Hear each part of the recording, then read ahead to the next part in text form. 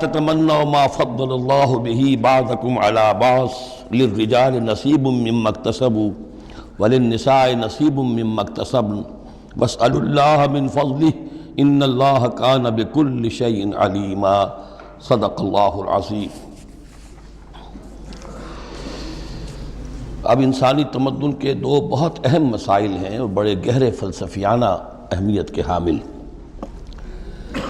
پہلا مسئلہ ہے گناہوں کے بارے میں کہ ان میں تقسیم ہے کبائر اور صغائر کی۔ بڑے بڑے گناہ، سب سے بڑا گناہ شرک ہے، کفر ہے، پھر یہ کہ جو فرائض ہیں ان کا ترک کرنا کبائر میں شامل ہوگا، جو حرام چیزیں ہیں ان کا ارتکاب کبائر میں شامل ہوگا۔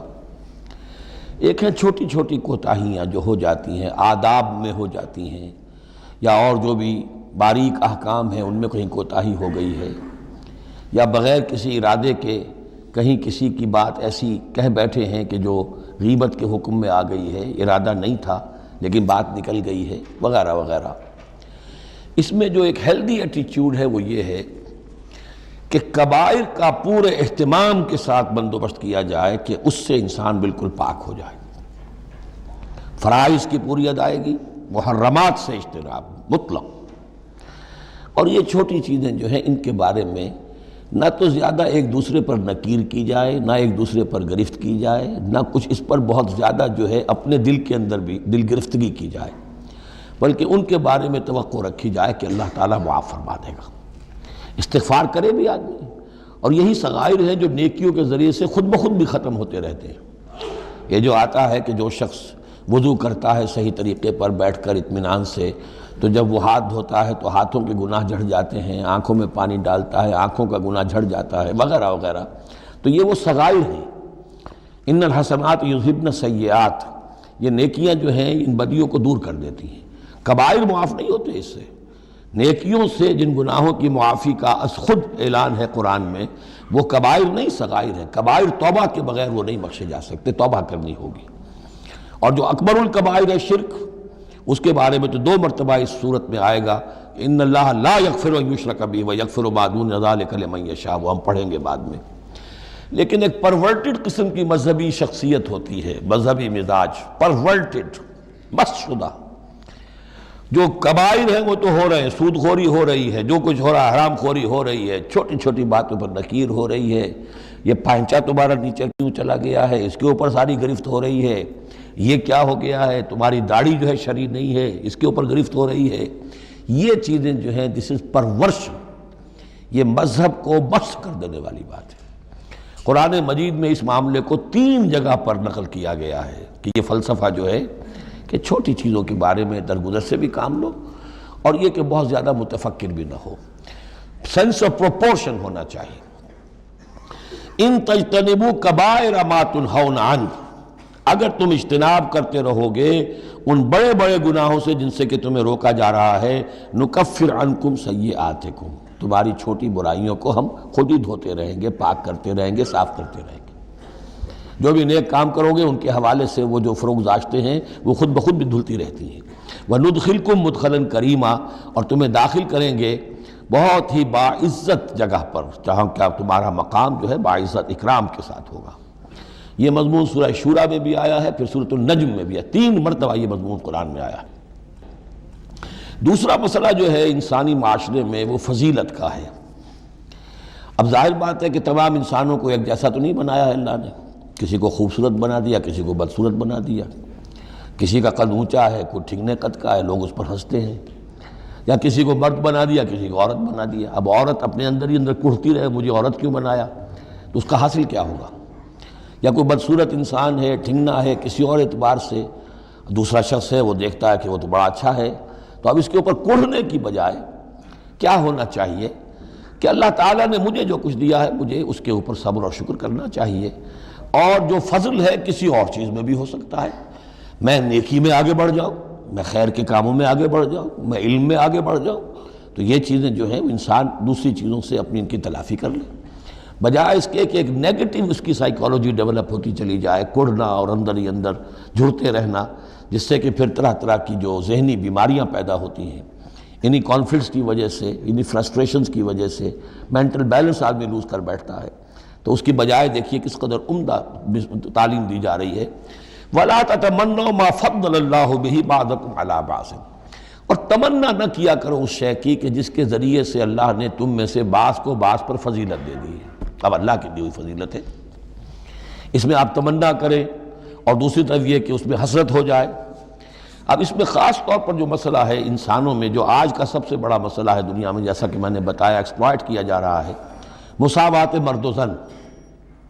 اب یہ بھی ایک فضیلت ہے، کسی کو اللہ نے مرد بنایا، کسی کو عورت بنایا۔ اب پہلی بات یہ بتائی جا رہی ہے للرجال نصیب مما اکتسبوا، مردوں کے لیے حصہ ہے اس میں سے کہ جو وہ کمائیں گے، وللنساء نصیب مما اکتسبن، اور عورتوں کے لیے حصہ ہے اس میں سے جو وہ کمائیں گی۔ یعنی جہاں تک نیکیوں کا معاملہ ہے، بدیوں کا معاملہ ہے، خیرات کا معاملہ ہے، حسنات کا معاملہ ہے یا سیئات کا معاملہ ہے، اس میں بالکل ایکویلٹی ہے۔ مرد نے نیکی کمائی اس کے لیے، عورت نے نیکی کمائی اس کے لیے، اس میں برابری ہے۔ عورت نیکی میں مرد سے آگے نکل جائے، اتنے مرد ہوں گے کروڑوں کہ جو رش کریں گے حضرت خدیجہ کی کے مقام پر، کہ جو ان کا نمایاں ہوگا قیامت کے دن، یا حضرت عائشہ یا حضرت فاطمہ کا مقام، تو وہ عورتیں تھیں اور مرد ہوں گے بڑے بڑے، لیکن یہ کہ ان کی خاک کو بھی نہیں پہنچ سکیں گے۔ تو یہ ہے کہ اس میں تسلیم کرے آدمی، تسلیم و رضا، کہ جو بھی اللہ نے مجھے بنا دیا اور مجھے دیا ہے، اب مجھے اس میں بہتر سے بہتر کرنا ہے۔ یہ میرا شاکلہ تو اللہ کی طرف سے آ گیا ہے، کل یعمل علی شاکلتہ، اور جو ہم پڑھ چکے سورہ بقرہ میں کہ لا یکلف اللہ نفسا الا وسعہا، وسع جو ہے وہ اللہ نے بنا دی ہے۔ تو اب اس آیت کو بھی غلط کوٹ کیا جاتا ہے کمائی کے لیے، کہ عورتیں بھی کما سکتی ہیں۔ دیکھیے لکھا ہوا نصیب مما اکتسبن، ان کے لیے حصہ ہے اس کمائی میں سے جو انہوں نے کیا۔ اچھا، کمائی سے مراد یہ سمجھ لیجئے قرآن مجید میں صرف ایک جگہ ایسی ہے سورہ بقرہ میں جو ہم پڑھ چکے ہیں، جہاں کسب کا لفظ آیا ہے معاشی جد و جہد اور معاشی کمائی کے لیے۔ باقی پورے قرآن میں کسب آتا ہے اعمال کے لیے، کسب حسنات، کسب سیئات، بدیاں کمانا، بھلائیاں کمانا، کسب اس کے لیے۔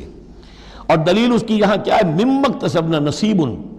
اگر تو ایک عورت نے کمائی کی ہے، تنخواہ 10,000 کی ہے، تو 10,000 میں سے 2,000 تو نہیں ملے گا اسے، باقی 8,000 شارٹ نہیں جائے گا۔ تو نصیب مما اکتسبنا نہیں ہے وہ، تو اگر کسی کے واقعی کوئی کام کرتی ہے خاتون، اگر کوئی اس میں حرام پہلو نہیں ہے، پیشہ جو ہے وہ بھی شریفانہ ہے، اس میں جو بھی آداب ہیں پردے کے، سطر کے، حجاب کے، وہ بھی ملحوظ رکھے ہوئے، ٹھیک ہے، تو جو کمائی اس کی پوری اس کی ہوگی، اس کا حصہ تو نہیں ہوگا۔ اعمال میں البتہ آیا ہے کہ اعمال میں جو ہے مختلف اعمال کے مراتب ہوتے ہیں، کتنا خلوص نیت کتنا تھا، آداب کتنے ملحوظ رکھے۔ یہ ہم سورہ بقرہ میں حج کے ذکر میں بھی پڑھ چکے ہیں کہ ان لوگوں کے لیے بھی نصیب مما کسبوا، جو انہوں نے کمایا ہوگا اس میں سے حصہ ملے گا۔ تو یہاں پر یہ نیکی اور بدیوں کا تذکرہ ہے، یعنی جہاں تک مورل لیول ہے اس میں عورت اور مرد برابر ہیں، ہیومن ڈگنیٹی، ہیومن آنر اس میں برابر ہے، مورل لا برابر ہے۔ لیکن یہ ہے کہ باقی جو معاشرتی ذمہ داریاں ہیں اور ان کے حوالے سے جو تقسیم کار اللہ نے رکھی ہے، اس کے اعتبار سے فرق ہے۔ اب اس فرق کے ساتھ اگر عورت ریکنسائل نہ کرے اور وہ کرتی رہے اور مرد کے بالکل برابر ہونے کی کوشش کرے، تو فساد کا جو سارا معاملہ جو ہے اس معاشرے کا، وہ فساد کے نظر ہو جائے گا۔ وَاسْأَلُوا اللَّهَ مِنْ فَضْلِهِ، اور اللہ سے اس کا فضل تلاش کرو۔ اے اللہ تو نے مجھے اس معاملے میں کم رکھ دیا ہے، اے اللہ مجھے اس معاملے کے اندر تو مجھے ہمت دے، میں ترقی کروں۔ تو اللہ تعالیٰ بہت سے لوگوں کو کسی اور پہلو سے نمایاں کر دیتا ہے۔ ان اللہ کان بکل شیء علیما، یقیناً اللہ تعالیٰ ہر شے کا علم رکھتا ہے۔ وَلِكُلٍّ جَعَلْنَا مَوَالِيَ مِمَّا تَرَكَ الْوَالِدَانِ وَالْأَقْرَبُونَ۔ اب آخر میں پھر ایک مرتبہ جو ہے قانون وراثت کی اہمیت کو دیکھیے، اور ہر ایک کے لیے ہم نے مقرر کر دیے ہیں حصے وراثت میں جو بھی چھوڑتے ہیں والدین یا رشتہ دار۔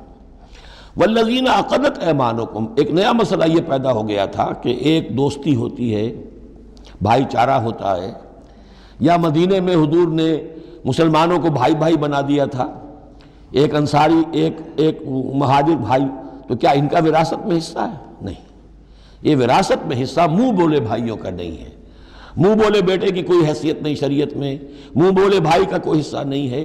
ہاں اپنی زندگی میں تم والذین عقدت ایمانکم، جن کے ساتھ تمہارا کوئی معاہدہ ہوا ہے، کوئی دوستی ہوئی ہے، فآتوہم نصیبہم، انہیں ان کا حصہ دے دیا کرو، یعنی اپنی زندگی میں ان کے ساتھ جو بھلائی کرنا چاہو، کوئی ہبہ کرنا چاہو اپنی وراثت میں سے بھی، اپنی وراثت میں سے وصیت کرنا چاہو، یہ کر سکتے ہو، لیکن جو کہ قانون وراثت میں طے ہو گیا ہے، لا وصیت لوارث، پھر وارث کے لیے کوئی وصیت بھی نہیں، اور وہ یہ ہو کہ بہرحال وراثت میں حقدار کوئی اور نہیں ہوگا سوائے اس کے کہ جس کو اللہ نے مقرر کر دیا ہے۔ ان اللہ کان علی کل شیء شہیدا، یقیناً اللہ تعالیٰ ہر چیز پر گواہ ہے۔ اب آئی ہے وہ آیت، اصل میں کانٹے دار آیت جو ہے، جو عورتوں کے حلق سے بہت مشکل سے اترتی ہے، کانٹا بن کر اٹک جاتی ہے۔ الرجال قوامون علی النساء، یہ تمہید تھی ساری، ایک سورہ بقرہ میں تمہید آ چکی تھی، علیہن لہن مثل الذی علیہن بالمعروف وللرجال علیہن درجہ، یہ کہہ کے بات چھوڑ دی۔ آگے آئے لا تتمنوا ما فضل اللہ بعضهم علی بعض، اور مزید اس کے لیے ذہنی جو ہے تیاری کر دی۔ اب آ رہی ہے وہ چیز جو چبھنے والی چیز ہے۔ الرجال قوامون علی النساء، مرد عورتوں پر حاکم ہے۔ یہ میں ترجمہ زور دے کر رہا ہوں۔ یہ قامہ جو ہے، قامہ جب علا کے ساتھ آئے گا تو کچھ اور معنی ہوں گے، قامہ بے کے ساتھ آئے گا کچھ اور معنی ہوں گے۔ قامہ بے کسی شے کو قائم کرنا، کونوا قوامین بالقسط، اسی سورہ مبارکہ میں آیت آ جائے گی، کونوا قوامین بالقسط، عدل کو قائم کرنے والے بن کر کھڑے ہو جاؤ۔ قامہ علا، کسی کے اوپر، سر پر مسلط ہونا، یہ ہے گویا کہ ایک درجہ حاکمیت ہے۔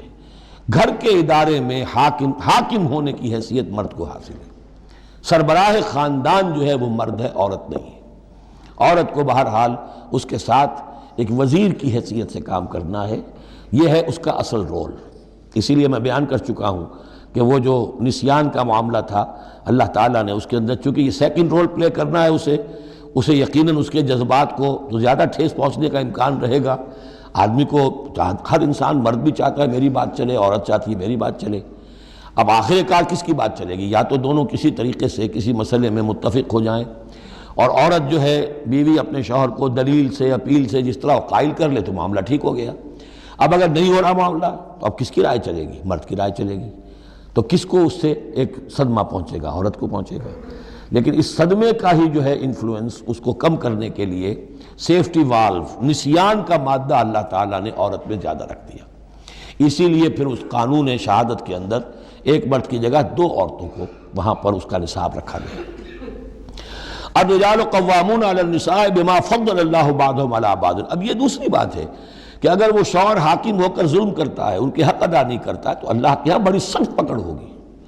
یہ تو دوسری بات ہے بالکل، لیکن یہ کہ جو قانون ہے اسلام کا وہ یہی ہے کہ یہ اختیار دیا گیا۔ اب آپ اس اختیار کا غلط استعمال کر رہے ہیں، آپ اس کو ظلم کا ذریعہ بنا رہے ہیں، تو اس کی سزا اللہ تعالیٰ کے ہاں آپ کو مل جائے گی۔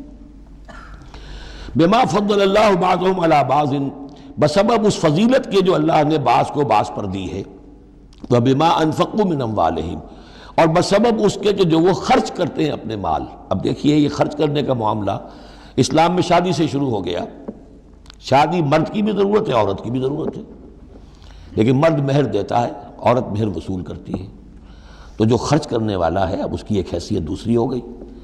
پھر گھر میں اس کا نان نفقہ پورا جو ہے، اس کا خرچہ، اس کی ذمہ داری، اس کو سپورٹ کرنا شوہر کے اوپر ہے، تو اب وہ مال خرچ کر رہے ہیں۔ بما انفقوا من اموالہم، فالصالحات، تو نیک بیویاں کون ہیں؟ جو کہ ایک یوں سمجھیے قرآن کے نزدیک ایک عورت کا جو اچھا کردار ہونا چاہیے، ایک خاتون خانہ کی جو بہترین روش ہونی چاہیے، وہ یہاں 3 الفاظ میں آئی ہے۔ فالصالحات، نیک بیویاں، قانتات، ایک تو فرما بردار ہوتی ہیں، شوہروں کی فرما بردار۔ حافظات للغیب، غیب میں حفاظت کرنے والیاں، یعنی ظاہر بات ہے کہ مال ہے کسی کا تو گھر میں ہے، وہ تو کام پہ چلا گیا ہے، اب وہ کس کی حفاظت میں ہے؟ بیوی کی حفاظت میں ہے۔ اسی طرح اب بیوی کی جو عصمت ہے وہ در حقیقت مرد کی عزت ہے، اب وہ اس کی عزت کی حفاظت کرے اس کی غیر موجودگی میں۔ اسی طرح مرد کے راز ہوتے ہیں، سب سے زیادہ بڑھ کر جو ہے رازدان وہ تو بیوی ہوتی ہے۔ تو 3 اعتبارات سے حافظات للغیب، حافظات للغیب، غیب میں حفاظت کرنے والیاں، حفاظت کرنے والیاں شوہر کے مال کی، شوہر کے رازوں کی، اور شوہر کی عزت کی۔ بما حفظ اللہ، اللہ کی حفاظت سے، حفاظت ہے تو اللہ کی، لیکن جیسے رازق اللہ ہے لیکن کام تو انسان کو کرنا پڑتا ہے، رزق کمانا پڑتا ہے۔ واللاتی تخافون نشوزہن، اور وہ خواتین کے جن کے بارے میں تمہیں اندیشہ ہو جائے ان کے اندر سرکشی کا، ضد ہے، ہٹ دھرمی ہے، بات نہیں مان رہی ہیں، اپنی بات منوانی ہے، کسی نہ کسی طریقے سے گھر کی فضا خراب کی ہوئی ہے، یہ ہے نشوز۔ ذہناً تسلیم نہ کرنا کہ میری حیثیت جو ہے وہ بہرحال شوہر کے تابع دار کی ہے، اس کو اگر تسلیم نہیں کریں گے تو ظاہر بات ہے فرکشن ہوگی، اور فرکشن جو ہے اس کے نتیجے کے اندر وہ گھر کے اندر جو ہے وہ ایک فساد پیدا ہوگا۔ واللاتی تخافون نشوزہن فعظوہن، تو ان کو پہلے تو نصیحت کرو، واہجروہن فی المضاجع، دوسرے تنبیہ کے طور پر ان سے تعلق اپنے بستر علیحدہ کر لو، اور ان کے ساتھ وہ تعلق زن و شو جو ہے کچھ عرصے کے لیے بند کر دو۔ وَاضْرِبُوهُنَّ، اس پر بھی ٹھیک نہ ہو تو انہیں مارنے کی بھی اجازت ہے۔ اس میں حضور نے جو روکا ہے وہ یہ ہے کہ چہرے پر نہ مارا جائے، اور کوئی ایسی مار نہ ہو جس کا مستقل نشان جسم پر پڑے۔ اب یہ چیزیں اللہ کا کلام ہے، اس کے اندر جو ہے کوئی ہمارے لیے کوئی جھجک نہیں ہے، معاشرتی زندگی کو ٹھیک رکھنے کے لیے اس کی ضرورت پیش آئے تو وہ بھی کرنی ہوتی ہے۔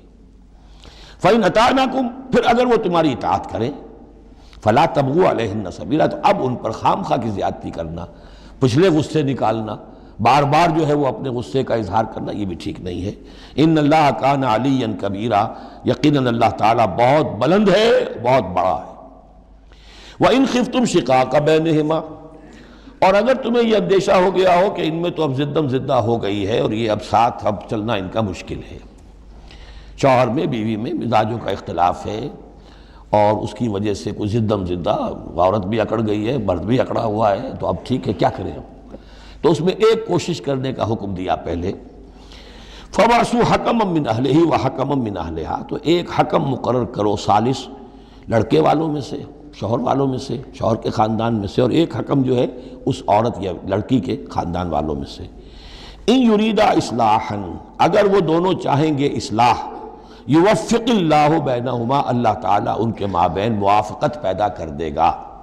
لیکن ان یریدا میں مراد دونوں ہو سکتے ہیں، یعنی ایک تو یہ کہ اگر واقعتاً شوہر اور بیوی جو ہے چاہتے ہیں کہ موافقت ہو جائے، ہوتا ایسا ہے کسی وقت جو ہے وہ نفسیاتی گرہ ایسی بن جاتی ہے کہ وہ بھی چاہتا ہے کہ معاملہ درست ہو جائے اور وہ بھی چاہتی ہے کہ درست ہو جائے، لیکن اب یہ کہ اب اس میں گرہ ایسی پڑ گئی ہے، مقطع میں آ پڑی ہے سکون دسترانہ بات، کہ اب اس میں کسی طریقے سے مسئلہ حل نہیں ہو رہا، تو حکمین آ جائیں گے تو وہ بات کو گرہ کھولیں گے، ادھر سے کچھ سنیں گے، ادھر سے سنیں گے، کچھ اس کی وضاحت ہوگی، ادھر کی وضاحت ہوگی، تو ہو جائے گا۔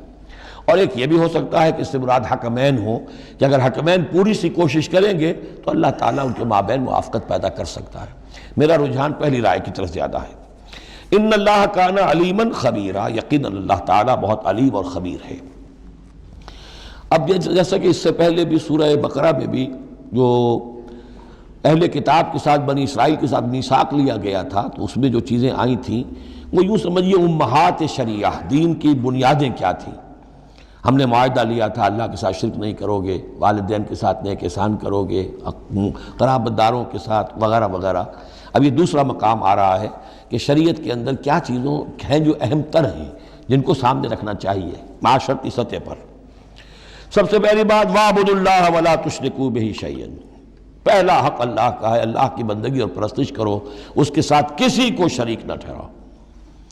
نمبر 2، وَبِالْوَالِدَيْنِ إِحْسَانًا، یہ 4 مقامات قرآن میں ہیں جہاں اللہ کے حق کے فوراً بعد والدین کے حق کا تذکرہ ہے۔ والدین کے ساتھ حسن سلوک، یہ بھی ہمارے ہاں کے خاندانی نظام کے لیے بہت اہم بنیاد ہے کہ والدین کے ساتھ ان کا ادب ہو، ان کی خدمت ہو، ان کے ساتھ حسن سلوک ہو، ان کے سامنے آواز پست رکھی جائے۔ بڑی تفصیل سے سورہ بنی اسرائیل میں یہ بات آئے گی، لیکن یہ کہ یہ ہمارے معاشرے میں خاندان کے استحکام کی یہ بھی ایک بہت اہم بنیاد ہے۔ وَبِذِي الْقُرْبَىٰ، قرابت داروں کے ساتھ، وَالْيَتَامَىٰ وَالْمَسَاكِينِ، اور یتیموں کے ساتھ اور مسکینوں کے ساتھ، وَالْجَارِ ذِي الْقُرْبَىٰ، اور وہ ہمسایہ جو قرابت دار بھی ہو۔ پہلے عام طور پر محلے ایسے ہی ہوتے تھے، ایک ہی قبیلہ ایک جگہ رہ رہا ہے، رشتہ داری بھی ہے، ہمسائے بھی ہے۔ وَالْجَارِ الْجُنُبِ، اور اجنبی ہمسایہ بھی ہو سکتا ہے، جیسے آج کل شہروں میں ہوتے ہیں ہمسائے اجنبی ہوتے ہیں۔ وَالصَّاحِبِ بِالْجَنبِ، اور ایک عارضی قسم کی بھی ہمسائیگی ہوتی ہے کہ جو آپ کے برابر بیٹھا ہوا ہے، آپ بس میں بیٹھے ہیں، آپ کے برابر بیٹھا ہوا، یہ بھی آپ کا ہمسایہ ہے، جو کسی بھی اعتبار سے آپ کے ساتھ ہے، آپ کے پاس بیٹھنے والا ہے، اس کے ساتھ بھی نیک سلوک۔ وابن سبیل، اور مسافر کے ساتھ نیک سلوک، وما ملکت ایمانکم، اور جو بھی تمہارے لونڈی غلام ہیں جو تمہاری ملک یمین ہیں ان کے ساتھ بھی نیک سلوک۔ ان اللہ لا یحب من کان مختالا فخورا، اللہ کو بالکل پسند نہیں ہے وہ لوگ کہ جو مختال ہیں، شیخی خوڑے اور اکڑنے والے، فخر کرنے والے، اکڑ کرنے والے۔ الذین یبخلون ویامرون الناس بالبخل، جن میں یہ شیخی خوری ہوتی ہے، اکڑ ہوتی ہے، پھر وہ بخیل بھی ہوتے ہیں، اس لیے کہ عام طور پر تو انہیں اپنا جو تکبر ہوتا ہے وہ دولت کے برابر ہوتا ہے، انہیں معلوم ہے ہمارے پاس دولت ہے، تو ظاہر بات ہے دولت اگر وہ خرچ کر دیں گے اور دولت جو ہے نہیں رہے گی تو عزت نہیں رہے گی۔ جو کہ بخل کرتے ہیں وَيَأْمُرُونَ النَّاسَ بِالْبُخْلِ، اور لوگوں کو بھی نیکی بخل کا حکم دیتے ہیں، کیونکہ جب لوگ دیکھتے ہیں کہ یہ لوگ ذرا خرچے کے اندر کمی کرتے ہیں تو انہیں اندیشہ ہوتا ہے کہ یہ ہمیں ملامت کریں گے، تم بڑے بخیل ہو، تو اس سے پہلے ہی کیوں نہ کہو بابا یہ اس طرح نہ کیا کرو، تم خامخواہ پیسے اڑاتے ہو، کچھ نہ کچھ بچا کے رکھا کرو اور وقت پہ کام آئے گا، تو بجائے اس کے کہ آپ کو کوئی ڈیفنس لینا پڑے پہلے ہی آفنس لیجئے۔ تو یامرون الناس بالبخل، وہ لوگوں کو بھی بخلی کا مشورہ دیتے ہیں کہ عقل کے ناخن لو۔ وَيَكْتُمُونَ مَا آتَاهُمُ اللَّهُ مِنْ فَضْلِهِ، اور وہ چھپاتے ہیں اس کو جو اللہ نے انہیں اپنے فضل میں سے دیا ہے۔ دولت ظاہر ہوگی تو کوئی سائل سوال کر بیٹھے گا، یعنی اچھا مسکین صورت بنائے رکھو کہ ان کے اوپر تو شاید خود دو وقت کے فاقے ہیں، اب ان سے میں کیا ان کے سامنے ہاتھ دراز کروں۔ وَأَعْتَدْنَا لِلْكَافِرِينَ عَذَابًا مُهِينًا، اور ایسے کافروں کے لیے ہم نے بڑا اہانت آمیز عذاب تیار کر رکھا ہے۔ وَالَّذِينَ يُنْفِقُونَ أَمْوَالَهُمْ رِئَاءَ النَّاسِ، اور اس سے بھی آگے بڑھ کر وہ لوگ ہیں برائی کے اندر، شناعت کے اندر، کہ جو خرچ کرتے ہیں مال لوگوں کو دکھاوے کے لیے۔ وَلَا يُؤْمِنُونَ بِاللَّهِ وَلَا بِالْيَوْمِ الْآخِرِ، اور وہ حقیقت میں ایمان نہیں رکھتے نہ اللہ پر نہ یوم آخر پر۔ وَمَنْ يَكُنِ الشَّيْطَانُ لَهُ قَرِينًا فَسَاءَ قَرِينًا، تو ایسے لوگ گویا کہ شیطان کے ساتھی ہیں، تو جن کا ساتھی شیطان ہو گیا ہو تو وہ تو بہت ہی برا ساتھی ہے۔ وَمَاذَا عَلَيْهِمْ، کیا ہو جاتا ان پر، کیا قیامت ٹوٹ پڑتی ان پر، لَوْ آمَنُوا بِاللَّهِ وَالْيَوْمِ الْآخِرِ، اگر وہ ایمان ہی لے آتے سچے دل سے، صدق دل سے اللہ پر اور یوم آخر پر۔ وَأَنفَقُوا مِمَّا رَزَقَهُمُ اللَّهُ، اور خرچ کرتے کھلے دل کے ساتھ اس میں سے جو اللہ نے انہیں دیا ہے۔ وَكَانَ اللَّهُ بِهِمْ عَلِيمًا، اور اللہ تعالیٰ ان سے اچھی طرح واقف ہے۔ إِنَّ اللَّهَ لَا يَظْلِمُ مِثْقَالَ ذَرَّةٍ، یقیناً اللہ تعالیٰ کسی پر ذرے کے برابر بھی، ذرے کے ہم وزن بھی ظلم نہیں کرے گا۔ لا یظلم مثقال ذرۃ وإن تک حسنۃ یضاعفھا، اگر نیکی ہوگی وہ ذرہ عمل کا جو ہے نیکی کا ہے اس سے دگنا کرے گا، بڑھائے گا، بڑھوتری کرے گا۔ وَيُؤْتِ مِن لَدُنْهُ، نہ صرف اس کو بڑھا کر دے گا واپس بلکہ اور اپنے پاس سے یؤتِ مِن لَدُنْهُ اجرا عظیما، خاص اپنے خزانے فضل سے مزید بہت بڑا اجر دے گا۔ اب یہ آیت جو آ رہی ہے آیت نمبر 41 سورہ مبارکہ کی، یہ بڑی اہم ہے، یہ وہ شہادت علی الناس سے متعلق ہے جو سورہ بقرہ میں جو مضمون آیا تھا کہ اے مسلمانوں تمہیں اب شہداء علی الناس بنایا گیا، جیسے کہ نبی تم پر شہید تھے یا نبی نے تم پر شہادت دی ہے۔ نبی قیامت کے دن کھڑے ہو کر کہیں گے اے اللہ میرے پاس جو دین آیا تھا میں نے انہیں پہنچا دیا تھا، اب یہ ذمہ دار ہیں، they are responsible for their attitude and conduct۔ تو یہ بات تمہیں کہنی ہے قیامت کے دن کھڑے ہو کے، اے اللہ ہم نے اپنے زمانے کے لوگوں تک تیرا دین پہنچا دیا تھا، اب اس کے بعد جو بھی طرز عمل ہے یہ جواب دیں۔ ایسا نہ ہو کہ الٹا وہ ہمارے اوپر مقدمہ کرے کہ اللہ ان بدبختوں نے ہمیں نہیں پہنچایا، یہ خزانے کے سانپ بن کر بیٹھے رہے۔ تو یہ تو ایک رخ ہے اس کا، لیکن یہ کہ جس کے ذمے یہ ڈیوٹی لگ گئی ہو، واقعہ یہ ہے کہ اس کے لیے تو ایک بہت بھاری یوں سمجھیے کہ بوجھ ہے اس پر۔ اب اس کا جو ہے نقشہ کھینچا جا رہا ہے قیامت کے دن کیا ہوگا۔ فَكَيْفَ إِذَا جِئْنَا مِن كُلِّ أُمَّةٍ بِشَهِيدٍ، تو کیا ہوگا اس دن، کیا صورتحال ہوگی جس دن کہ ہم ہر امت میں سے ایک شہید کھڑا کریں گے۔ کون؟ ان کا نبی اور رسول جس نے ان کو دعوت پہنچا دی۔ وَجِئْنَا بِكَ عَلَىٰ هَٰؤُلَاءِ شَهِيدًا، اور اے نبی آپ کو ہم لائیں گے ان پر گواہ بنا کر، یعنی آپ کو کھڑے ہو کر کہنا ہوگا، جس کو کہ ہمارے تصور میں کہتے ہیں، ہمارے اصطلاح میں پروزیکیوشن وٹنس۔ عدالت خداوندی کا پروزیکیوشن وٹنس کون ہے؟ نمبر 1 پروزیکیوٹر کون ہے؟ نبی۔ اے اللہ تیرا پیغام جو پہنچا تھا میں نے پہنچا دیا تھا، now they are accountable responsible. تو اس کے کیا معنی ہوئے؟ اپنی ہی قوم کے خلاف گواہی آ گئی نا۔ اعلیٰ کا لفظ یہاں بھی نوٹ کر لیجیے، اعلیٰ ہؤلاء شہیدا، اعلیٰ ہمیشہ مخالفت کے لیے آتا ہے۔ ہم توقع میں ہیں کہ ہمیں تو شفاعت ملے گی میٹھی میٹھی، یہاں کڑوا معاملہ ہے، اے اللہ یہ بدبخت ہے جنہیں میں دین دے کر گیا تھا، ان کا کام تھا دین پھیلانا، انہوں نے خود دین کو چھوڑ دیا۔ تو نبی شفاعت کریں گے یا نبی مقدمہ قائم کریں گے؟ وقال الرسول یا رب ان قوم اتخذوا هذا القرآن مہجورا، اور کہیں گے رسول کہ اللہ میری اس قوم نے قرآن کو ترک کر دیا تھا۔ اس آیت کے بارے میں ایک واقعہ بھی ہے کہ ایک مرتبہ حضور صلی اللہ علیہ وسلم نے حضرت عبداللہ ابن مسعود سے کہا کہ مجھے قرآن سناؤ۔ انہوں نے عرض کیا حضور آپ کو سناؤں، آپ پر تو نازل ہوا ہے۔ فرمایا ہاں لیکن مجھے کسی دوسرے سے سن کر کچھ اور حظ حاصل ہوتا ہے، لطف آتا ہے۔ سورہ نساء انہوں نے پڑھنی شروع کی، شروع سے لے کے پڑھتے جا رہے ہیں۔ ظاہر بات ہے کہ حضور بھی سن رہے ہیں، باقی اور صحابہ بھی ہوں گے، اور حضرت عبداللہ ابن مسعود کی گردن نیچی ہے، پڑھ رہے ہیں۔ جب اس آیت پر پہنچے فَكَيْفَ إِذَا جِئْنَا مِن كُلِّ أُمَّةٍ بِشَهِيدٍ وَجِئْنَا بِكَ عَلَىٰ هَٰؤُلَاءِ شَهِيدًا، تو حضور نے فرمایا حسبک حسبک، بس کرو بس کرو۔ اور عبداللہ ابن مسعود نے سر اٹھا کر دیکھا تو حضور کی آنکھوں سے آنسوؤں کی لڑیاں چل رہی تھیں۔ اپنی قوم کے خلاف مجھے گواہی دینی ہوگی، وَجِئْنَا بِكَ عَلَىٰ هَٰؤُلَاءِ شَهِيدًا۔ يَوْمَئِذٍ يَوَدُّ الَّذِينَ كَفَرُوا، اس دن یہ چاہیں گے کافر، وَعَصَوُا الرَّسُولَ، جنہوں نے کفر کیا تھا اور رسول کی نافرمانی کی تھی، لَوْ تُسَوَّىٰ بِهِمُ الْأَرْضُ، کسی طرح زمین پھٹ جائے، شق ہو جائے، ہم اس میں دفن ہو جائیں اور ہمیں نسیم منسیہ کر دیا جائے۔ وَلَا يَكْتُمُونَ اللَّهَ حَدِيثًا، اللہ سے وہ کوئی بات چھپا نہیں سکیں گے۔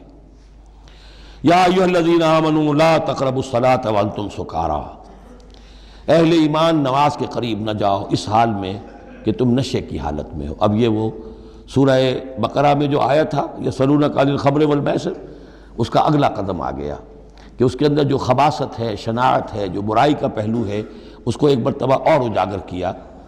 یا ایھا الذین آمنوا لا تقربوا الصلاۃ وانتم سکارى حتی تعلموا، جب تک کہ نشہ اتر نہ جائے اور تمہیں معلوم ہو کہ تم کیا کہہ رہے ہو۔ اس واقعات بھی بیان ہوتے ہیں کہ ایسا ہوا کہ نشے میں نماز پڑھائی کسی نے، اس لیے کہ شراب ابھی حرام مطلق تو ہوئی نہیں تھی، تو اس میں قل یا ایھا الکافرون لا اعبد ما تعبدون، اس کی بجائے اعبد ما تعبدون، میں بھی بندگی کرتا ہوں اسی کی جس کی تم کرتے ہو، تو وہ تو کفر ہو گیا۔ تو اس پر خاص طور پر یہ آیت نازل ہوئی، حتی تعلموا ما تقولون، جب تک کہ تم سمجھ نہ رہے ہو شعور کے ساتھ کہ تم کیا کہہ رہے ہو۔ اب اس میں ایک اشارہ ادھر بھی ہو گیا، بے سمجھے نماز پڑھنا بھی ایسا ہی ہوا پھر، یعنی یہ کہ جو روکا جا رہا ہے، ایک تو مدہوشی کی وجہ سے سمجھ میں نہیں آ رہا اور غلط سلط پڑھ رہے ہیں، اور ایک سمجھتے ہی نہیں۔ قرآن کہہ رہا ہے حتی تعلموا ما تقولون، تمہیں معلوم ہونا چاہیے کیا کہہ رہے ہو تم۔ اب جنہیں قرآن مجید کے معنی نہیں آتے، نماز کے معنی نہیں آتے، انہیں کیا پتہ ہے کیا کہہ رہے ہیں۔ وَلَا جُنُبًا إِلَّا عَابِرِي سَبِيلٍ حَتَّىٰ تَغْتَسِلُوا، اسی طریقے اگر تم حالت جنابت میں ہو، اگر اپنی بیویوں سے تم نے وہ تعلق قائم کیا ہو، مباشرت کی ہو، یا یہ کہ اور کسی اور طرح کی اسی وہ احتلام وغیرہ کی شکل ہو گئی ہو، تب بھی تم نماز کے قریب نہ جاؤ حتیٰ تغتسلوا، جب تک کہ غسل نہ کر لو۔ الا عابری سبیل، اس کے بارے میں بہت سے قول ہیں، لیکن یہ رائے یہ جو آگے بات بیان ہو رہی ہے اس میں آ جائے گا کہ ہاں سفر کی حالت میں اس غسل کی پابندی پر جو ہے وہ نرمی کی گئی ہے اور اس میں تیمم کی اجازت دی گئی ہے۔ وَإِن كُنتُم مَرْضَىٰ، اور اگر تم ہو بیمار، أَوْ عَلَىٰ سَفَرٍ، آدمی مریض ہے، نہانے میں اندیشہ ہے، بخار بہت تیز ہے یا کچھ اور ہے معاملہ ہے، أَوْ عَلَىٰ سَفَرٍ، یہ سفر میں ہے، أَوْ جَاءَ أَحَدٌ مِّنكُم مِّنَ الْغَائِطِ، یا یہ کہ تم میں سے کوئی جو ہے قضاء حاجت کے بعد آیا ہے، أَوْ لَامَسْتُمُ النِّسَاءَ، یا تم نے عورتوں کے ساتھ مباشرت کی ہے، فَلَمْ تَجِدُوا مَاءً، اور تم پانی نہ پاؤ، یعنی یہ تمام صورتیں کہ جس میں غسل واجب ہے یا یہ کہ وضو واجب ہے، تو ان دو صورتوں میں سے اگر بیماری راستے میں حائل ہے، سفر میں ہونے کی وجہ سے پانی نہیں ہے، یا کوئی اور وجہ ایسی ہے کہ پانی ہے دستیاب نہیں ہے، فَتَيَمَّمُوا صَعِيدًا طَيِّبًا، تو تیمم کر لیا کرو۔ لیکن تیمم کا جیسا کہ ہم پہلے پڑھ چکے ہیں، میں نے بتایا تھا کہ قصد کرنا، تیمم، فَتَيَمَّمُوا صَعِيدًا طَيِّبًا، پاک مٹی کا اس کا قصد کرو، فَامْسَحُوا بِوُجُوهِكُمْ وَأَيْدِيكُمْ، اور پھر اپنے چہروں کو اور اپنے ہاتھوں کو اس سے مسح کر لو، بل لو۔ ان اللہ کان عفوا غفورا، یقیناً اللہ تعالی عفو ہے، بہت معاف کرنے والا۔ اب یہاں تک تو یہ سلسلہ آپ نے دیکھ لیا، 43 آیات ہیں کہ جن میں وہی انداز ہے سورہ بقرہ کے، شریعت کے احکام مختلف گوشوں میں مختلف پہلوؤں سے، عبادات کے ضمن میں تیمم آ گیا، اسی طریقے سے وراثت کا قانون آ گیا، اور جو جنسی انارکی ہے معاشرے میں نہ پیدا ہونے پائے، ڈسپلن ہو، ضبط نفس ہو، ایک ستھرا معاشرہ ہو، اچھا ایک خاندانی نظام ہو، اس کے لیے کیا احکام ہیں وغیرہ وغیرہ۔ اب یہاں تھوڑا سا خطاب آ رہا ہے بہت مختصر اہل کتاب کے بارے میں۔ الم تر الی الذین اوتوا نصیبا من الکتاب، کیا تم نے دیکھا نہیں ان لوگوں کی جانب جنہیں حساب کتاب میں سے ایک حصہ دیا گیا تھا۔ والکتاب ایک حقیقت ہے جس میں سے ایک حصہ آیا تھا جس کا نام تورات تھا، اسی میں سے ایک حصہ اور آیا وہ انجیل ہے، اور پھر وہ کتاب ہر اعتبار سے قابل ہو کر نازل ہوئی قرآن کی شکل میں۔ یشترون الضلالۃ ویریدون ان تضلوا السبیل، وہ گمراہی خریدتے ہیں اور چاہتے ہیں کہ تم بھی گمراہ ہو جاؤ۔ یہ جیسے مشرکین مکہ کیا کرتے تھے کہ لوگ قرآن نہ سنیں تو کوئی گانے والی کوئی لے آیا تھا کہیں سے تاکہ لوگ جو ہیں اس کے گانے سننے کے اندر ہی لگے رہیں اور حضور کی بات سنے کوئی نہ۔ اسی طریقے سے یہ مدینے کے اندر بھی اس قسم کے معاملات جو ہیں، یہ یہودی جو ہیں اس قسم کے، جو ہمارے ہاں یہ میچز ہو رہے ہیں اور معلوم ہوتا ہے کہ ٹی وی پر گویا کہ دنیا کی اہم ترین شے جو ہے وہ کرکٹ ہے اور ٹینس ہے اور وہ وہاں کی جو اور گیمز ہیں، اور پاگل ہوئی ہے دنیا اس کے اوپر، پاگل۔ اور شیطان کو چاہیے کیا؟ حقائق کی طرف نگاہ ہی نہ ہو، زندگی کس لیے ہے، جینا کاہے کے لیے ہے، موت ہے تو اس کے بعد کیا ہونا ہے، سوچنے کی ضرورت ہی نہ ہو۔ یا حیوان کیا کما رہا ہے یا کھا رہا ہے، اور یا پھر یہ اس طرح کے لہو و لعب کے اندر زندگی گزار رہا ہے، اللہ اللہ اور خیر صلی اللہ۔ تو جو خریدتے ہیں گمراہی، اس کے لیے بڑے بڑے نظام ہیں، بڑے بڑے ان لوگوں کے لیے جو ہیں انعامات ہوتے ہیں، آدمی کے ہوش ٹھکانے آ جاتے ہیں کہ ان پلیئرز کو کیا کیا کچھ ملتا ہے۔ وَيُرِيدُونَ أَن تَضِلُّوا السَّبِيلَ، وہ یہ چاہتے ہیں کہ تمہیں سیدھے راستے سے، راہ حق سے منحرف کر دیں۔ وَاللَّهُ أَعْلَمُ بِأَعْدَائِكُمْ، اللہ تمہارے دشمنوں سے خوب واقف ہے۔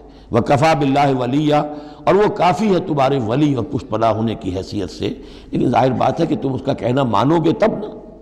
وَكَفَى بِاللَّهِ نَصِيرًا، اور مددگار ہونے کے اعتبار سے بھی وہ کافی ہے۔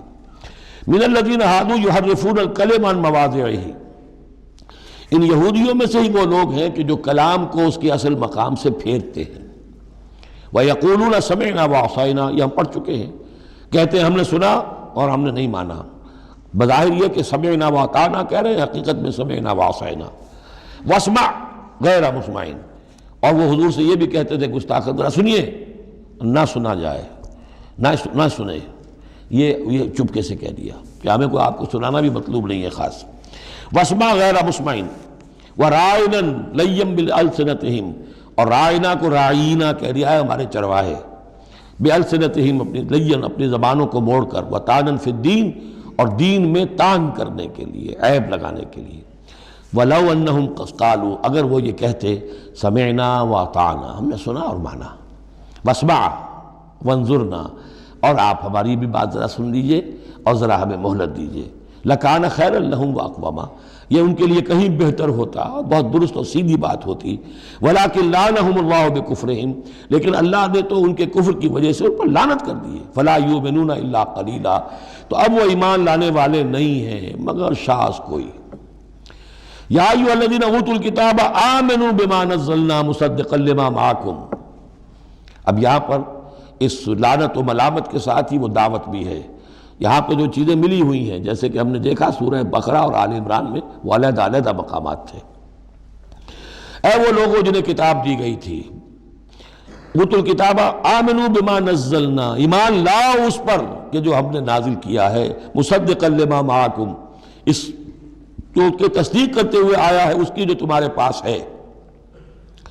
من قبل ان نطمس وجوہا، اس سے پہلے کہ ہم چہروں کو مٹا دیں۔ اس کا مطلب کیا ہے کہ چہروں پر جو نشان ہیں، کوئی ایک ہاتھ پھرے کہ کوئی نشان باقی نہ، اسپاٹ ہو جائے۔ فَنُرُدَّهَا عَلَىٰ أَدْبَارِهَا، پھر ان کو ان کی پیٹھوں کی طرف موڑ دیں، چہرہ پیچھے اور گدی سامنے، جیسے کہ اصحاب سبت کے ساتھ ان کو بندر بنا دیا یا انہیں خنزیر کی شکل بنا دی۔ تو فرمایا اور نلعنہم کما لعنا اصحاب السبت، یا ہم ان پر وہ لعنت کر دیں جو اصحاب سبت پر ہم نے کی تھی۔ یہ تفصیل آئے گی سورہ اعراف میں، لیکن واقعہ اجمالاً جو ہے سورہ بقرہ میں آ چکا ہے۔ وَكَانَ أَمْرُ اللَّهِ مَفْعُولًا، تو اس سے پہلے تم ایمان لے آؤ، ورنہ اللہ کا معاملہ جو ہے وہ تو ہو کر رہنا ہے۔ ان اللہ لا یغفر ان یشرک بہ، پہلی مرتبہ بھی آیت یہاں آ گئی، یقیناً اللہ اسے ہرگز نہیں بخشے گا کہ اس کے ساتھ شرک کیا جائے۔ وَيَغْفِرُ مَا دُونَ ذَلِكَ لِمَن یشاء، ہاں اس سے کم تر جو کچھ ہوگا جس کے لیے چاہے گا بخش دے گا۔ یہ بھی کھلا لائسنس نہیں ہے کہ آپ سمجھے باقی سب گناہ معاف ہو ہی جائیں گے، لیکن اس کی امید دلائی ہے کہ اللہ تعالیٰ باقی تمام گناہوں کے بغیر توبہ کے بھی معاف کرنے کا ایک امکان دے رہا ہے، لیکن یہ شرک جو ہے اس کے معاف ہونے کا کوئی امکان نہیں۔ وَمَن يُشْرِكْ بِاللَّهِ فَقَدِ افْتَرَىٰ اِثْمًا عَظِيمًا، اور جو اللہ تعالیٰ کے ساتھ شرک کرتا ہے اس نے تو بہت بڑا طوفان باندھا ہے۔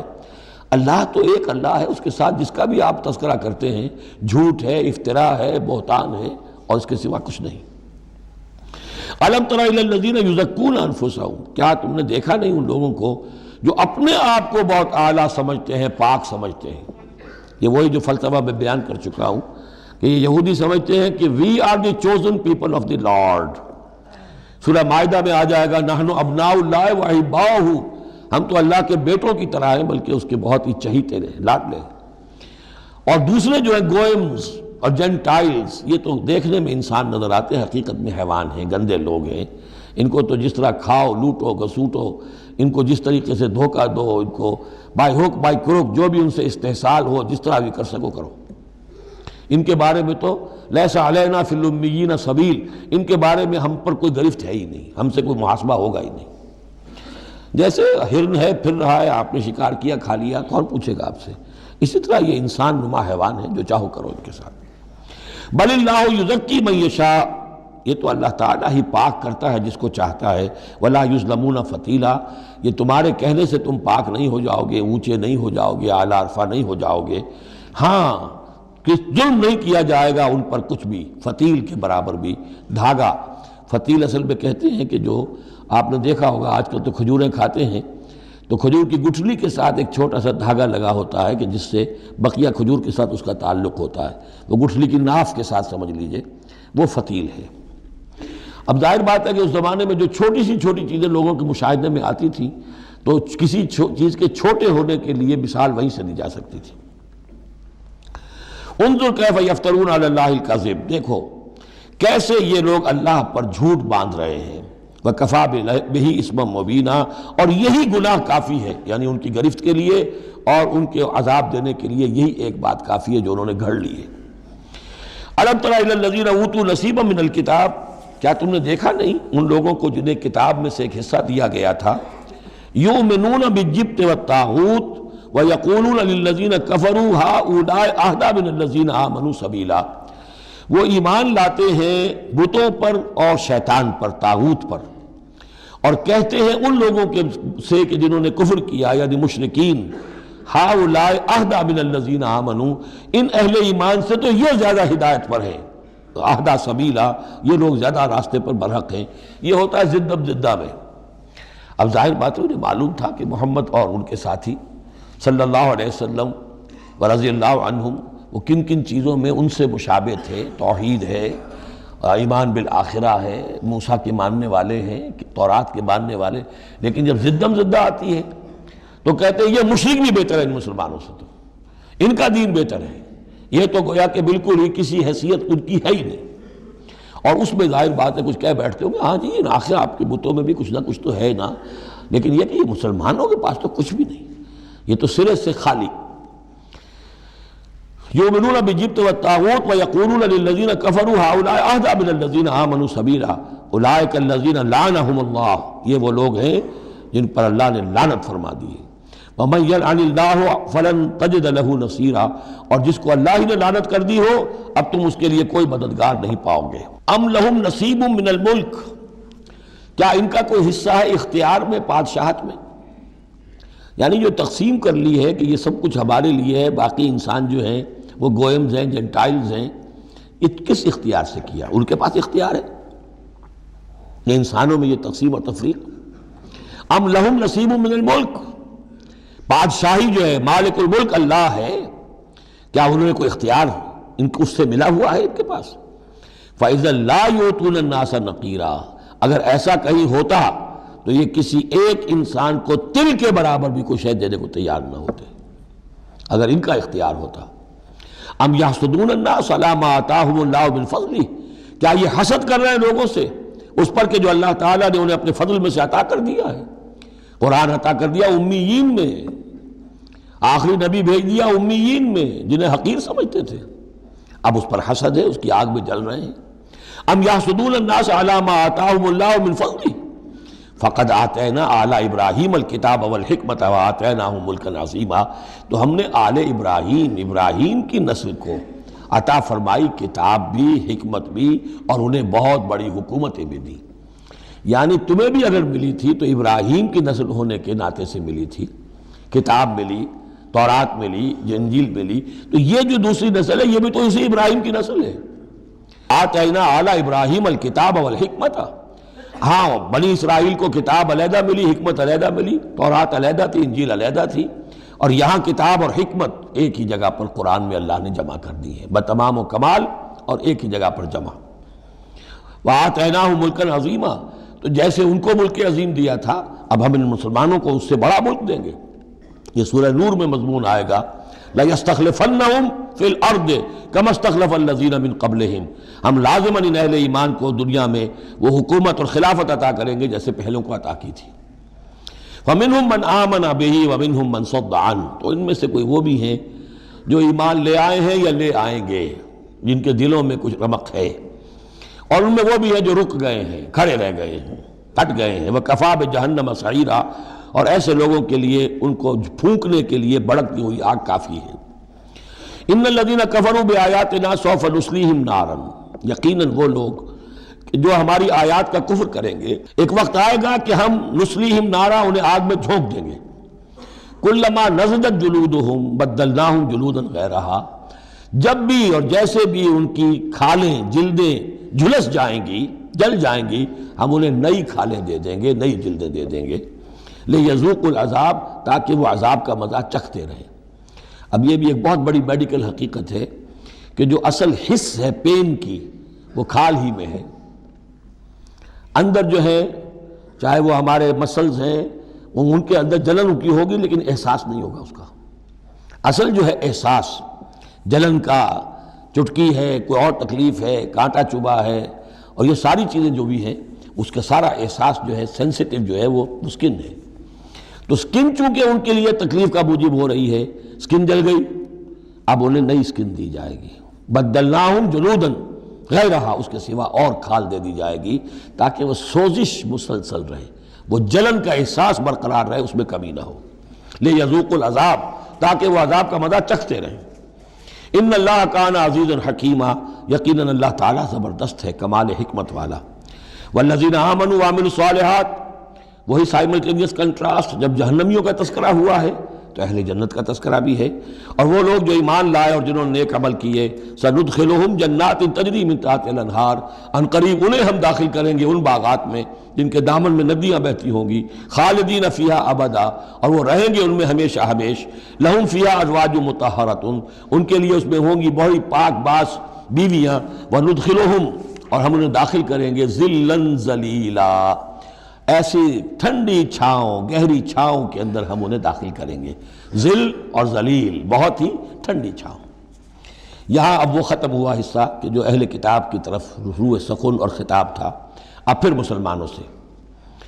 ان اللہ یامرکم ان تؤدوا الامانات الی اہلہا، اور یہ دو تین آیتیں نہایت اہم ہیں قرآن مجید کی۔ سارا اسلام کا سیاسی، قانونی، دستوری نظام اس میں ہے۔ ان اللہ یامرکم ان تؤدوا الامانات الی اہلہا، پہلی بات تو یہ اللہ تمہیں حکم دیتا ہے کہ امانات سپرد کرو اس کے اہل لوگوں کو۔ فَإِذَا حَكَمْتُمْ بَيْنَ النَّاسِ أَن تَحْكُمُوا بِالْعَدْلِ، اور جب لوگوں کے درمیان فیصلہ کرو تو عدل سے فیصلہ کرو۔ پہلی بات یہ ہے کہ جو بھی آپ سیاسی نظام بناتے ہیں، انتظام کرتے ہیں، اس میں منصب ہوتے ہیں، منصبوں کی پھر ذمہ داریاں ہوتی ہیں تو اختیارات بھی ہوتی ہیں، اس کو دیکھ کر دینا چاہیے کہ کون اہل ہے۔ یہ کہ برادری کی وجہ سے، رشتہ داری کی وجہ سے، کسی کی دولت کی وجہ سے، کسی کے دھونس کی وجہ سے اگر آپ نے کیا تو خیانت کی ہے، پھر یہ امانت ہے۔ اس امانت کا استعمال صحیح ہونا چاہیے۔ عام معنی میں بھی امانت، جو بھی امانت کسی نے رکھوائی ہے اسے واپس لوٹانی ہے، لیکن یہاں یہ وہ معاشرتی زندگی اور جو بھی ایک اجتماعی زندگی کے جو اہم اصولوں کی حیثیت سے بات آ رہی ہے کہ ان تؤدوا الامانات الی اہلھا، جو بھی اہل ہیں اس کی استطاعت اور اہلیت رکھنے والے۔ نمبر 2 جوڈیشری، وَإِذَا حَكَمْتُمْ بَيْنَ النَّاسِ أَن تَحْكُمُوا بِالْعَدْلِ۔ پہلی چیز ہے سیاسی نظام، کس کو امیر بناؤ، امیر المومنین بناؤ، کس کے لیے تم ہیڈ آف دی اسٹیٹ بناؤ، کیا کرو، وہ تو جو بھی نظام ہوگا پہلے تو یہ کہ وہ اہلیت کی بنیاد پر ہو۔ نمبر 2 جوڈیشری جو ہے وہ مضبوط ہو، اذا حکمتم بین الناس ان تحکموا بالعدل، جب لوگوں کے مابین تم فیصلے کرو تو عدل کے ساتھ کرو۔ ان اللہ نعم ما یعظکم بہ، یقیناً اللہ تعالیٰ یہ بہت ہی اچھی نصیحتیں ہیں جو تمہیں کر رہا ہے۔ ان اللہ کان سمیعا بصیرا، یقیناً اللہ تعالیٰ سب کچھ سننے والا دیکھنے والا ہے۔ اب تیسری ہے لیجسلیچر۔ آپ کو معلوم ہے یہ 3 پلرز ہیں ماڈرن سٹیٹ کے، چوتھا کہہ دیتے ہیں کہ پریس بھی چوتھا پلر ہے، یہ کہنے کی باتیں ہیں، اصل میں تو 3 ہی ہیں، لیجسلیچر، جوڈیشری اور انتظامیہ، ایگزیکٹو۔ ایگزیکٹو کی پہلی آیت آ گئی، جسے اختیار دینا ہے دیکھ لو کہ اہل ہے کہ نہیں، عدلیہ، اور اب تیسری بات لیجسلیچر۔ لیجسلیچر کے اصول کیا ہوں گے؟ یا ایھا الذین آمنوا اطیعوا اللہ واطیعوا الرسول، اے اہل ایمان اطاعت کرو اللہ کی اور اطاعت کرو رسول کی، یعنی کوئی قانون اللہ اور اس کے رسول کی منشا کے خلاف نہیں بنایا جا سکتا۔ یہ ہمارے دستور میں بھی لکھا ہوا ہے، no legislation can be done repugnant to the Quran and the Sunnah, لیکن یہ جو میں آج کل کہہ رہا ہوں کہ یہ منافقت کا پلندہ ہے کہ اس کی کوئی ضمانت نہیں، اس کی ایگزیکیوشن کی، امپلیمنٹیشن کی کوئی اسکیم موجود نہیں، لکھا ہوا ہے اوپر۔ اطیعوا اللہ واطیعوا الرسول، اللہ کے احکام اور رسول کے احکام، یہ 2 مستقل سورسز آف لا ہیں، مستقل سورسز آف لا۔ منکرین سنت کی یہاں نفی ہوتی ہے۔ وَأُولِي الْأَمْرِ مِنْكُمْ، اور اپنے میں سے اولو الامر کی بھی اطاعت کرو۔ لیکن یہاں جو عجیب بات ہے وہ یہ ہے کہ 3 کی اطاعت آئی، اللہ کی، رسول کی، اولی الامر کی، 2 کے لیے اطیعوا، تیسرے کے لیے نہیں ہے۔ یا تو یہ بھی ہو سکتا تھا کہ اطیعوا ایک مرتبہ آ جاتا اور تینوں کو کور کر جاتا، یا ایھا الذین آمنوا اطیعوا اللہ والرسول واولی الامر منکم، تینوں برابر ہو جاتے، یا اطیعوا تیسری مرتبہ بھی آتا، یا ایھا الذین آمنوا اطیعوا اللہ واطیعوا الرسول واطیعوا اولی الامر منکم، نہیں، 2 کے ساتھ ہے، تیسرے کے ساتھ نہیں۔ اولو الامر جو ہو ایک شرط واضح ہو گئی، تم میں سے ہونے چاہیے، مسلمان ہو۔ غیر مسلم کی حکومت کو ضمن ریکنسائل کرنا اللہ سے بغاوت ہے، ریکنسائل کرنا۔ اولو الامر منکم، مسلمان تو ہونا کم سے کم۔ البتہ یہ کہ ان کی اطاعت مستقل نہیں، دائم نہیں، انکنڈیشنل نہیں۔ اللہ کی اطاعت مطلق، absolute, unconditional, without any limits. رسول کی اطاعت absolute, unconditional, without any limit. لیکن اولی الامر کی اطاعت ہوگی اللہ اور اس کے رسول کی اطاعت کے تابع۔ جو حکم لائے اسے بتانا ہوگا میں کتاب و سنت سے کیسے اس کا استنباط کر رہا ہوں، وہ اسے ثابت کرنا ہوگا کہ یہ کتاب و سنت کے خلاف نہیں ہے، کم سے کم یہ ثابت کرنا ہوگا۔ یہ ہے فرق، اسی پر لیجسلیشن ہو سکتی ہے جدید، جتنی بھی مشینری ہے لیجسلیٹو، وہ کانگریس ہو، وہ پارلیمنٹ ہو، مجلس ملی ہو، قانون سازی کرو۔ ہاں ریپگننٹ to the Quran and the سنہ نہیں ہو سکتی، بات ختم ہو گئی۔ فَإِن تَنَازَعْتُمْ فِي شَيْءٍ، پھر اگر تمہارا کسی معاملے میں جھگڑا ہو جائے، اولو الامر کہتا ہے میں تو اسے اسلام کے تقاضا صحیح سمجھتا ہوں، آپ سمجھتے ہیں نہیں تم غلط کہہ رہے ہو، کہاں جائیں اب؟ فَرُدُّوهُ إِلَى اللَّهِ وَالرَّسُولِ، لوٹا دو اسے اللہ اور رسول کی طرف۔ یعنی اب یہ کہ جو بھی اپنی بات ثابت کرنا چاہتا ہے اسے اللہ اور اس کے رسول سے دلیل لانی پڑے گی، میری پسند، میرا خیال، میرا نظریہ نہیں، اللہ اور اس کے رسول کے بعد۔ اور اس میں یہ بات ماننی پڑے گی کہ ابھی یہاں ایک خلا ہے، وہ خلا یہ ہے کہ یہ فیصلہ کون کرے گا کہ اس کی رائے صحیح ہے یا اس کی رائے صحیح ہے۔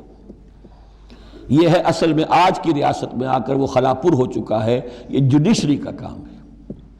لیکن جب کہ ابھی اسلامی ریاست قائم ہوئی ہے عرب میں حضور کے زمانے میں، ابھی یہ انسٹیٹیوشنز جو ہیں شروع میں پوری طریقے سے آئیڈینٹیفائڈ اور علیحدہ علیحدہ انسٹیٹیوشنز تھے ہی نہیں کہ یہ لیجسلیچر ہے، یہ جوڈیشری ہے، یہ ایگزیکٹو ہے۔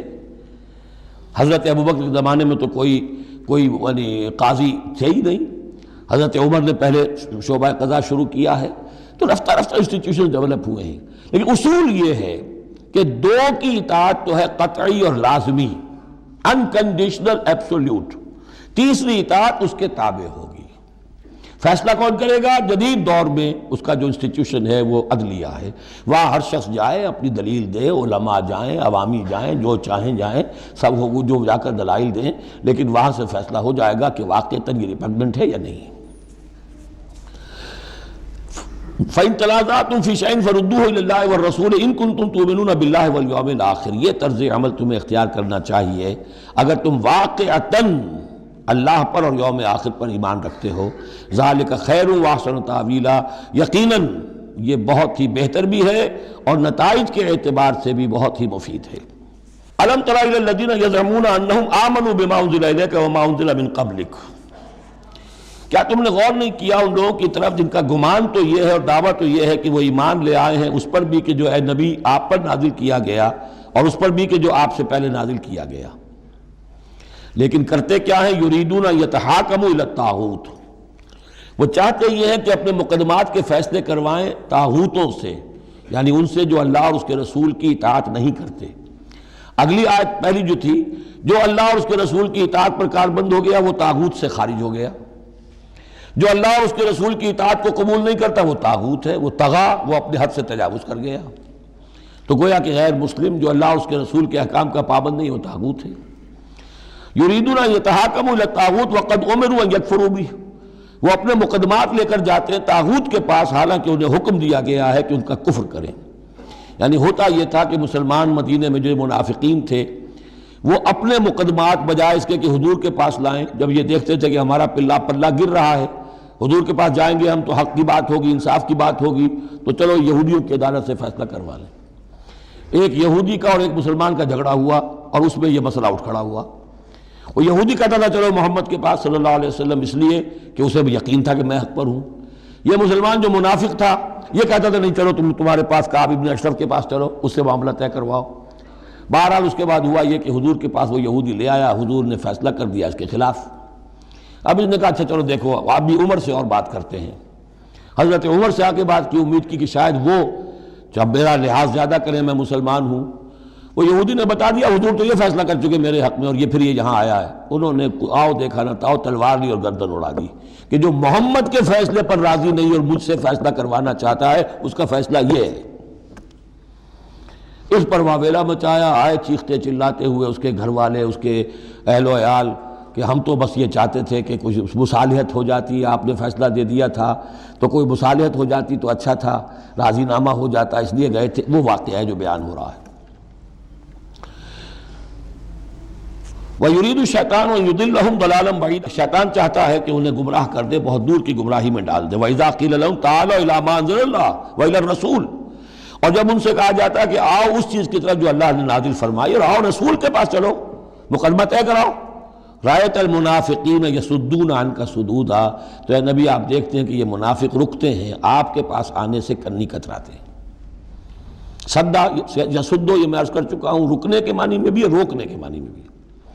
فَكَيْفَ إِذَا أَصَابَتْهُمْ مُصِيبَةٌ بِمَا قَدَّمَتْ أَيْدِيهِمْ، تو پھر کیسے جب کہ ان کے اوپر کوئی مصیبت آ گئی اپنے کرتوت کی وجہ سے، اور جب چیختے چلایا ہے عمر نے یہ کر دیا، وہ تو مقدمہ قائم کرنا چاہتے تھے عمر کے خلاف، لیکن یہاں یہ ہے کہ فَكَيْفَ إِذَا أَصَابَتْهُمْ مُصِيبَةٌ بِمَا قَدَّمَتْ أَيْدِيهِمْ، ان کے اپنے ہاتھوں کے کرتوتوں کی وجہ سے جو مصیبت آ گئی، ثُمَّ جَاءُوكَ، پھر وہ آپ کے پاس آئے، يَحْلِفُونَ بِاللَّهِ، اور اللہ کی قسمیں کھاتے ہوئے آئے، إِنْ أَرَدْنَا إِلَّا إِحْسَانًا وَتَوْفِيقًا، ہم تو احسان بھلائی چاہتے تھے، موافقت چاہتے تھے، راضی نامہ چاہتے تھے، اس لیے عمر کے پاس گئے تھے۔ اولئک الذین یعلم اللہ ما فی قلوبہم، یہ وہ لوگ ہیں کہ جو کچھ ان کے دلوں میں اللہ اسے جانتا ہے۔ فاعرض عنہم، تو اے نبی ان سے آپ رخ پھیر لیجئے، وعظہم، اور ان کو ذرا نصیحت کیجئے، ڈانٹیے ڈپٹیے، وقل لہم فی انفسہم قولا بلیغا، اور ایسی بات کہیے ان سے جو ان کے دلوں میں اتر جائے۔ اس آیتوں کے اترنے کے بعد حضرت عمر رضی اللہ تعالیٰ عنہ کو حضور نے پھر بری قرار دیا کہ اللہ کی طرف سے ان کی برات آ گئی ہے، توثیق آ گئی ہے، اور کہتے یہ ہیں کہ اسی دن سے ان کا لقب فاروق بنا ہے، پھر حق و باطل میں فرق کر دینے والا۔ وَمَا أَرْسَلْنَا مِن رَّسُولٍ إِلَّا لِيُطَاعَ بِإِذْنِ اللَّهِ، اب ایک بات نوٹ کر لیجئے، منافقت جو یہاں پر زیر بحث آئے گی سورہ مبارکہ میں، وہ 3 عنوانات کے تحت ہے۔ منافقوں پہ نماز بھاری نہیں تھی، روزہ بھاری نہیں تھا، 3 چیزیں بھاری تھیں۔ ایک رسول کی اطاعت، اور یہ بڑی نفسیاتی بات ہے، رسول انسان ہے، ہم جو رسول کی اطاعت کرتے ہیں تو رسول ہمارے لیے ایک انسٹیٹیوشن کی حیثیت رکھتے ہیں صلی اللہ علیہ وسلم۔ 2 ہاتھ 2 پاؤں 2 آنکھوں والا رسول ہمارے پاس موجود نہیں ہے، ان کے سامنے انسان موجود تھا، اس کے بھی 2 ہاتھ ہیں، اس کے بھی 2 پاؤں ہیں، اس کی 2 آنکھیں ہیں۔ انسان کی اطاعت کرے یہ بہت مشکل ہے، جیسا کہ جماعتوں میں ہوتا ہے۔ امیر کی اطاعت سے زیادہ بھاری کام کون سا ہے؟ بڑا مشکل کام، اپنی رائے کو پیچھے ڈالیں تو امیر کی رائے پر چلیں۔ ایک تو ان کے جس کے دل میں یقین تھا کہ یہ محمد صلی اللہ علیہ وسلم، یہ محمد ابن عبداللہ تو ہیں جنہیں ہم دیکھ رہے ہیں، لیکن حقیقتاً میں جو ایمان لایا ہوں وہ محمد الرسول اللہ پر لایا ہوں کہ اللہ کے رسول ہیں، تب تو بات ہو جائے۔ لیکن جن کے دلوں میں یہ یقین نہیں تھا یا کمزور تھا، ان کے لیے حضور کی شخصی اطاعت بڑی بھاری تھی، بڑی کٹھن تھی۔ یہ بعض مواقع پر وہ کہتے تھے کہ یہ جو کچھ کہہ رہے ہیں اپنے پاس سے کہہ رہے ہیں، کیوں نہیں سورت نازل ہو جاتی، کیوں نہیں آیت نازل ہو جاتی؟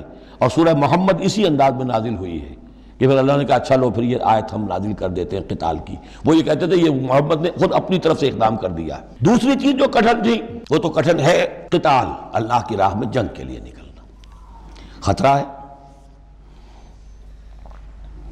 مرحلہ سخت ہے اور جان عزیز۔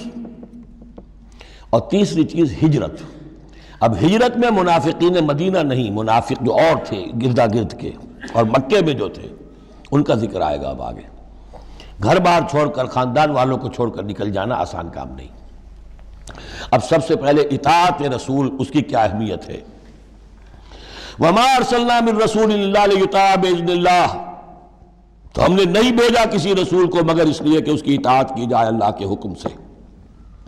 وَلَوْ أَنَّهُمْ إِذ ظَّلَمُوا أَنفُسَهُمْ، اور اگر انہوں نے جب اپنے اوپر ظلم کیا تھا، انفسہم جاؤ کا اگر وہ آتے اے نبی آپ کے پاس، فاستغفروا اللہ، اور اللہ سے بھی استغفار کرتے، واستغفر لہم الرسول، اور رسول بھی ان کے لیے استغفار کرتے اللہ سے، فوجدوا اللہ توابا رحیما، تو وہ پاتے کہ اللہ تعالیٰ تو توبہ کا قبول فرمانے والا اور رحیم ہے۔ فلا وربک لا یؤمنون، تو نہیں تیرے رب کی قسم یہ ہرگز مومن نہیں ہو سکتے، حتیٰ یحکموک فیما شجر بینہم، جب تک کہ یہ آپ کو حکم نہ مانے ان تمام معاملات میں جو ان کے مابین پیدا ہو جائیں۔ کوئی چوائس نہیں ہے، جو بھی جھگڑا ہے، جو اختلاف ہے، جو بھی مسئلہ ہے، اس میں آپ کو حکم اگر نہیں مانتے تو تیرے رب کی قسم یہ مومن نہیں ہے۔ یہ انداز دیکھیے، اس کا جلال دیکھیے، فلا وربک لا یؤمنون حتی یحکموک فیما شجر بینہم ثم لا یجدوا فی انفسہم حرجا مما قضیت، اور پھر یہ کہ جو فیصلہ آپ کر دیں اس پر اپنے دل میں تنگی محسوس نہ کریں۔ اگر قبول بھی کر لیا لیکن کدورت کے ساتھ کیا، دل میں تنگی کے ساتھ کیا، تب بھی مومن نہیں ہے۔ وَيُسَلِّمُوا تَسْلِيمًا، اور سر تسلیم خم کرے جیسے کہ سر تسلیم خم کرنے کا حق ہے۔